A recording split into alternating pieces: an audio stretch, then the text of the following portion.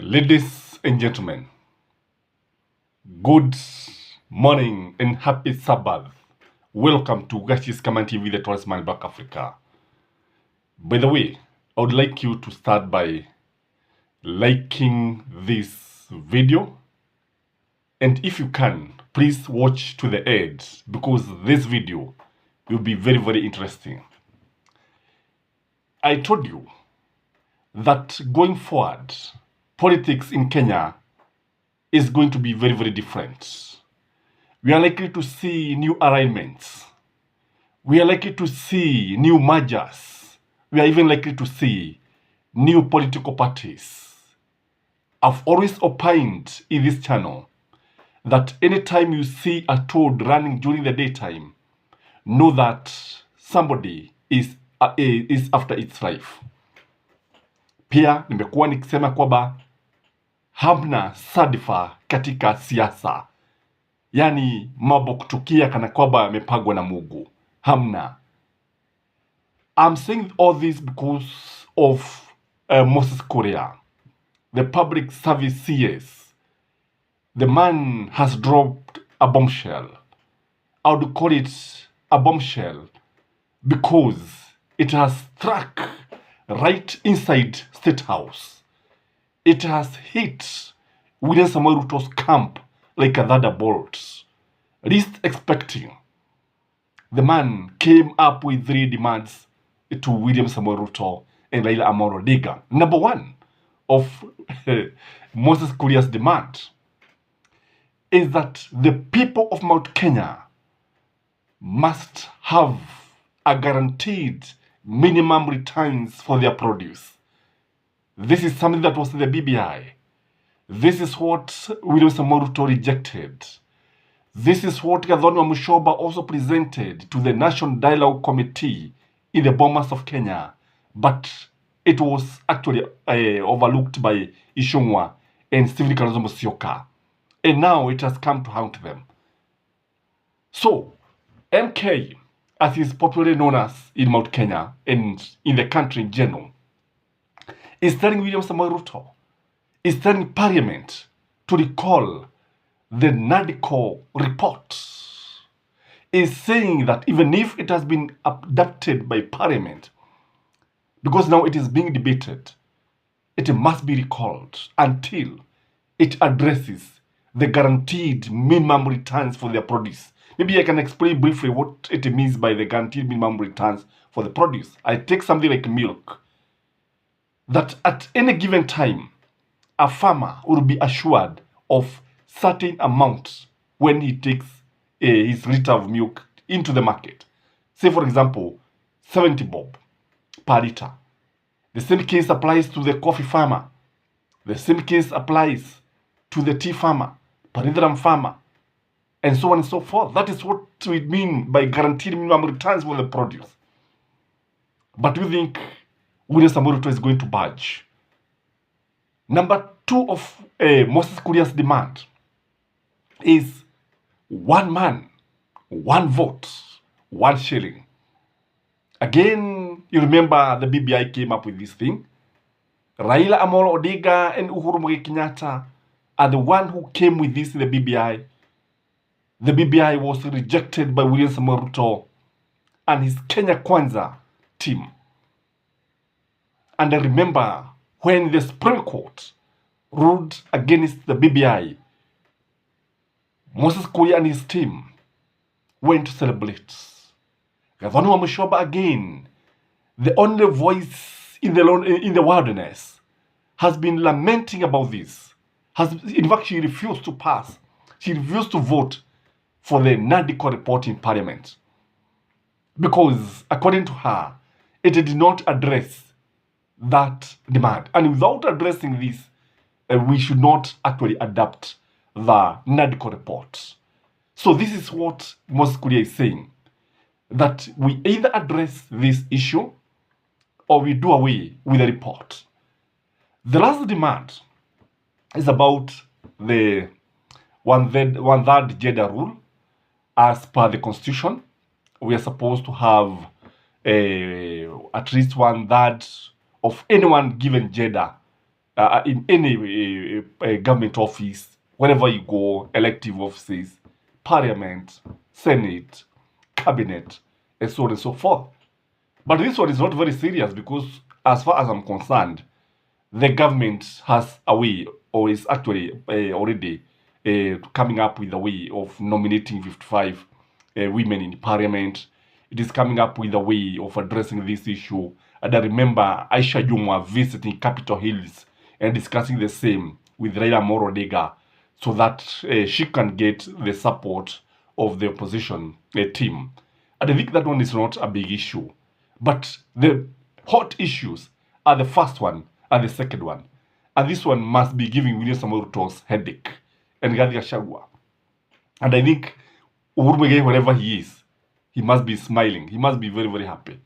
Kwa sababu sasa, it's like a dog that is eating its vomit. Because hawa ndio watu ambao walikataa yaya haya mambo, na sasa ndio wanalilia mambo yaya haya tena. Iwe vipi jameni, tunafaa kujiuliza.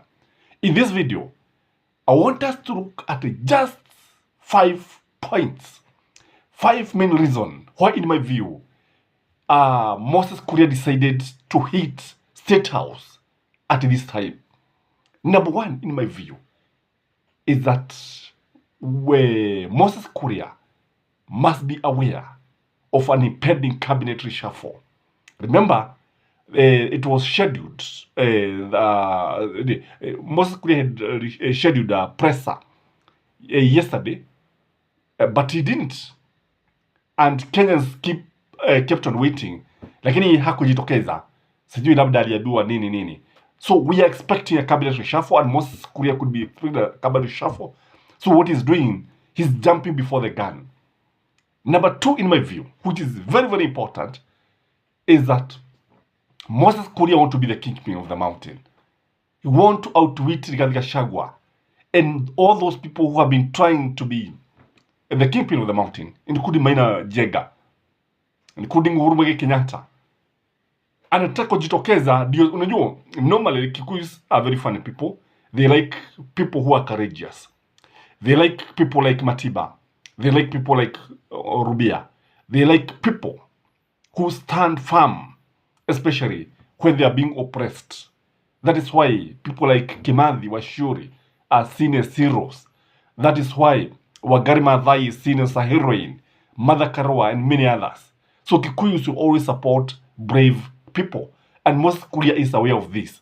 So that is why anajitokeza wakati huu ili awe msemaji wa Kikuyu wakati kama huu. The other reason, in my view, is that, Moses Kuria has always been called Jaba ya Rurere. And Jaba ya Rurere is somebody who is actually the defender of the community. And now, by coming out strongly to defend these 2 issues, especially those 2 issues, I think he wants now to be the real Jaba. Because of late, people have been asking hard questions. Is Moses Kuria really Jaba ya Rurere? Is he surely the defender of the community? And the answer has been no. So because he is aware of this, I think he wants to come out now and claim that position and that status. The other thing, in my view, is that he wants to snatch Mount Kenya from William Samoei Ruto. Because all said and done, Mount Kenya is not with William Samoei Ruto. All said and done, in Mount Kenya, kuna pegwa ambalo liachwa na Uhuru Muigai Kenyatta. Na pegwa hili ndilo ambalo Moses Kuria, you want to take that opportunity. He comes out like he's defending the people, and before William Samoei Ruto also knows what is happening, Moses Kuria will have snatched the mountain from him. Remember, even when the mountain left Kenya Kwanza, hakuna mtu alijua alienda wapi. Wako tu pale pale, hawana chama, hawana nini. I remember Moses Kuria hapo beleni, hata kuna wakati ambapo alikuwa anataka kutoka kile chama cha William Samoei Ruto. Remember when he came from hospital, then he came for Thanksgiving in Thika, na tukaona yale ambayo tuliweza kuyaona. Again, Moses Kuria is also aware of the unfriendly ground, kwa sababu unapokuja mashinani, jambo moja ambalo linajitokeza ni kwamba mlego wa Kenya Kwanza umepoteza umaarufu. The people on the ground, you only need to ask Ishongwa, Kimani Ishongwa, what happened to him.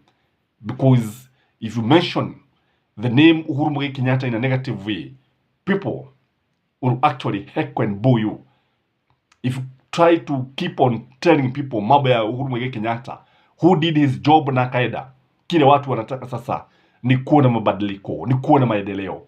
And I think Moses Kuria amejionea haya, na because of the unfriendly crowd, he wants now to align himself with the crowd. The other thing, in my view, is that Moses Kuria is voting what I call a vote of disapproval between the new found relationship between William Ruto and Raila Amolo Odinga. Unajua jambo moja, kama kuna mtu ambaye ametumia jina kwa kujinufaisha yeye mwenyewe la Raila Amolo Odinga, ni Moses Kuria.